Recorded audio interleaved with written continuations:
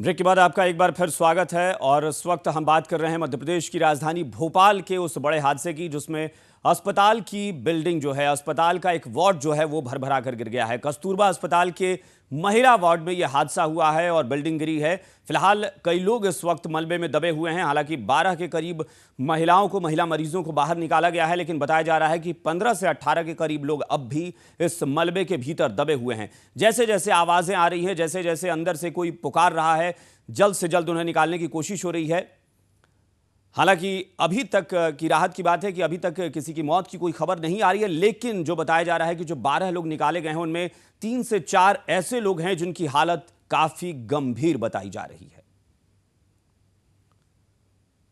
तो खबर भारती पर इस हादसे की पहली तस्वीर हम आपको दिखा रहे हैं। लगातार जल्द से जल्द जो भी अपडेट है वो हम आप तक पहुंचाने की कोशिश कर रहे हैं। जो भी ताजा जानकारी मिल पा रही है, हमने महापौर कृष्णा गौर से बात की, हमने नगरीय प्रशासन मंत्री से बात की, इसके अलावा सरकार के प्रवक्ता नरोत्तम मिश्रा ने भी खबर भारती से बातचीत की। सबका यही कहना है कि कार्रवाई होगी और जो भी दोषी है उसे बख्शा नहीं जाएगा।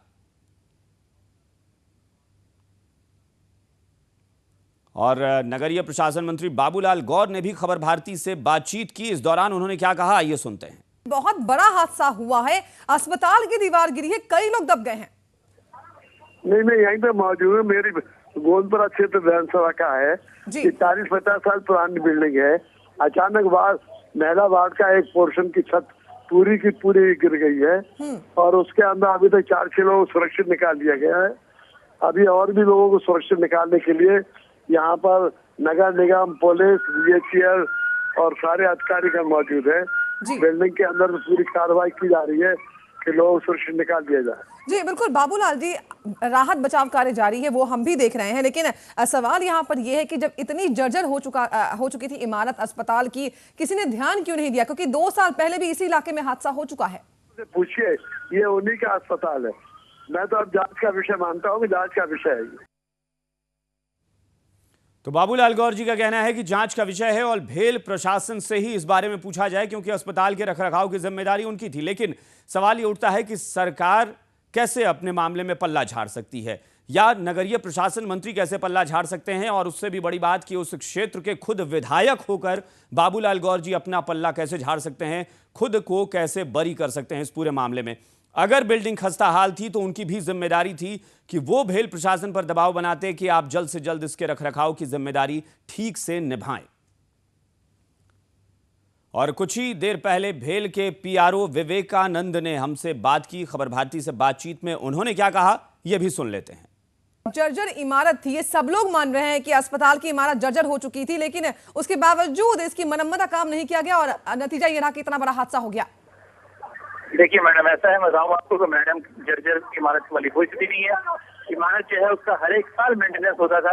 ये अलग चीज है कि इमारत पुरानी जरूर थी, लेकिन इमारत बिल्कुल सही थी, इसमें कहीं से कोई दिक्कत नहीं थी। तो ये हादसा हुआ। अब हादसा के कारण के बारे में कुछ नहीं कह सकते कि हादसा कैसे हुआ और कैसे गिरी, लेकिन जहाँ तक बात है इमारत की और बिल्डिंग की, रेगुलर मेंटेनेंस का कार्य चलता था। और एक अच्छी बात ये थी कि जो नीचे का फ्लोर था, ग्राउंड फ्लोर, वहाँ पे कोई पेशेंट नहीं था, वहाँ चल रहा था प्लास्टर और कुछ नॉर्मल जो है रेनोवेशन का कार्य। ऊपर वाले में कुछ पेशेंट थी, हमारे लेडी सर्जिकल वार्ड है और वो भी ठीक इनका उम्मीद जताई जा रही है। अभी तक तो अपनी स्थिति जो है वो पूरा लगभग साफ हो चुका है। 4 या 5 लोगों को चोट लगी जिनका की इलाज हमारे आईसीयू में चल रहा है। बाकी लोग निकाला जा चुका और कोई भी मेजर कैजुअलिटी इस घटना में नहीं हुई। इसके लिए हम धन्यवाद देना चाहते हैं भगवान का। जी विवेकानंद जी, आप कह रहे हैं कि इमारत जर्जर नहीं थी, तो अचानक से 2 फ्लोर कैसे गिर गए?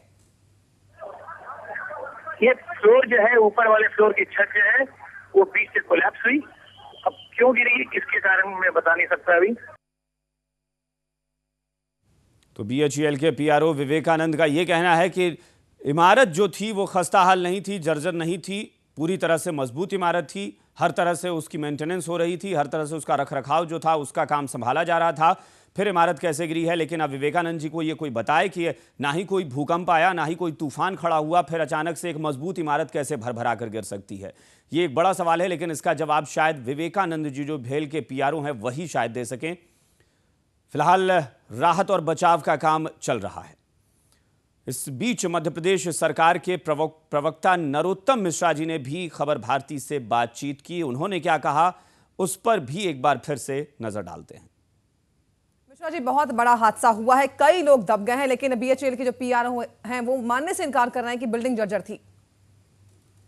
निश्चित रूप से बिल्डिंग में क्या था और क्या नहीं था, ये शोध का और जांच का विषय हो सकता है। फिलहाल तो हमारी चिंता उन मरीजों को समुचित इलाज मिल जाए जो घायल हो गए हैं, और हमने इसलिए सभी अपने राज्य सरकार के जो भोपाल के चिकित्सालय हैं उनको अभी अलर्ट कर दिया है, और उनसे भी निवेदन किया है भेल के अधिकारियों से कि जो सहायता राज्य सरकार से चाहिए हो उनको। माननीय मुख्यमंत्री जी ने भी कहा है कि जो सहायता उन्हें चाहिए हो इलाज से संबंधित, हम सारी की सारी भर्ती करना हो, चिकित्सा मुहैया, दवाइयां मुहैया कराना हो। हम अभी पहली चिंता हमारी ये है। दूसरी चिंता आप जो बता रही हैं कि बिल्डिंग जर्जर थी या नहीं थी, ये रहेगी, पर अभी फिलहाल तो इसमें लगे हुए हैं। जी नरोत्तम जी, क्या किसी तरह के मुआवजे की घोषणा भी हो सकती है? नहीं, तो माननीय मुख्यमंत्री जी, मैंने कहा ना कि स्वयं चिंता कर रहे हैं, हम भी चिंता कर रहे हैं कि फिलहाल तो हम उनके इलाज की चिंता कर रहे हैं। प्रथम दृष्टया कोई हादसा नहीं हो जाए, कैजुअलिटी नहीं हो जाए, हमारा ये सोच है, तो इसलिए इलाज के लिए तत्काल निर्देश दे दिए। जी